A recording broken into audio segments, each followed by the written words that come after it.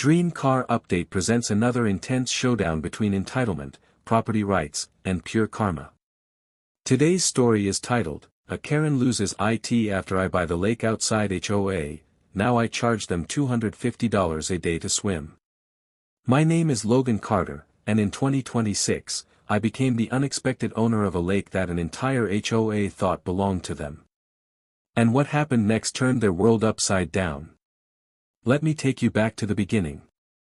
I had just moved from Phoenix to a quieter area in northern Arkansas. I wanted peace, nature, and a spot where I could fish on the weekends. I wasn't looking for trouble. I wasn't interested in drama. And I definitely wasn't planning on getting into a full-scale war with an HOA. I found a small, secluded piece of land for sale with a beautiful lake sitting right across the road. It wasn't big, maybe 17 acres, but it was calm, clean, and surrounded by trees. The listing said the lake was privately owned but not part of any HOA. Perfect. I bought the land and set up a small mobile home while planning to build a cabin later. Every morning, I'd grab my coffee, walk down to the lake with my rod, and fish in total silence. It was paradise. Until the HOA saw me. One morning in May, I was standing at the shoreline when I heard a shrill voice behind me. "Excuse me. You cannot be here." I turned and saw her. The classic HOA Karen. Mid-50s, arms crossed, sunglasses perched on her forehead, haircut shaped like a triangle. "Ma'am," I said calmly, "I own the property across the road. I'm just fishing." She scoffed loudly. "This lake belongs to our HOA community. Access is for residents only. You're trespassing. You need to leave immediately." I shook my head. The listing said this lake was privately owned. My realtor confirmed it. She smirked. "Oh, honey, your realtor lied to you. This entire lake is community property. I'm the HOA president. I would know." She pulled out a laminated card like she was presenting a badge. "You can't stand here without paying the HOA recreation fee, which is $250 per day for non-members." I blinked. "That's ridiculous. I'm not paying anything." Her tone shifted to full-on screech mode. "If you refuse to leave, I'm calling the police." I said, "Go ahead. They'll tell you the same thing I did." Her eyes widened like she'd never been told no before. She stormed off, pulling out her phone, already shouting into it. 10 minutes later, 2 officers pulled up. They walked over and asked what I was doing.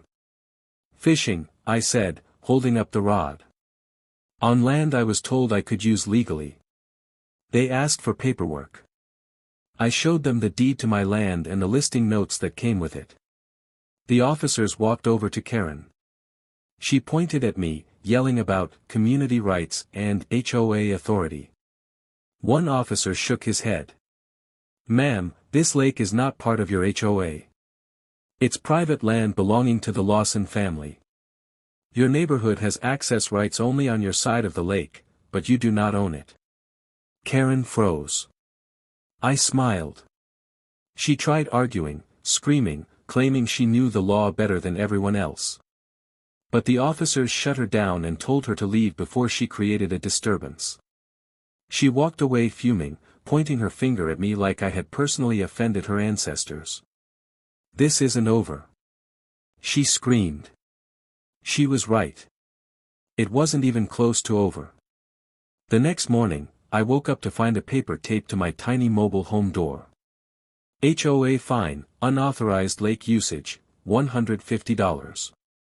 I laughed so hard I nearly fell over. I called the number on the paper. The HOA vice president answered.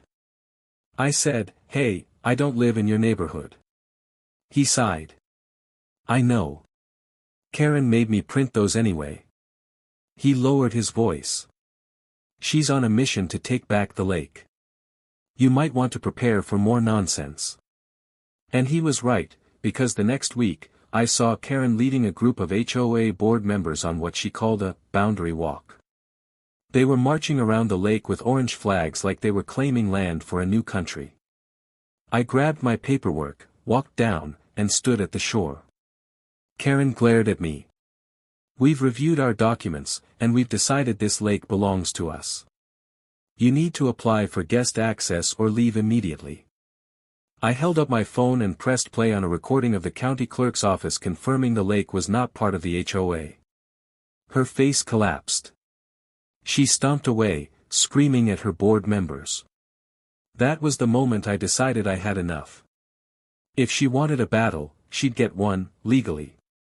I drove to the courthouse and requested a full property survey from the county. The results blew my mind. Not only was the lake not part of the HOA, the lake was for sale. The elderly owner, Mr. Lawson, had passed away 2 years earlier. His children didn't want to maintain the land and were trying to sell it quietly. I called them immediately. They were hoping to get rid of it at a discount because of HOA harassment. I bought the entire lake. All 17 acres. Legally mine. Every inch of shoreline except the part that directly touched HOA-owned land.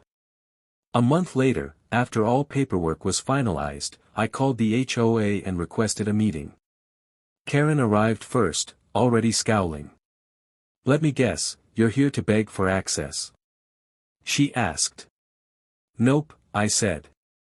"I'm here to introduce myself." I placed the deed on the table. "I am the new owner of the lake." Her mouth hung open. Her voice cracked like brittle plastic. That's impossible." I slid the county stamped survey across the table. "The lake, the water, the rights, the shoreline, all mine."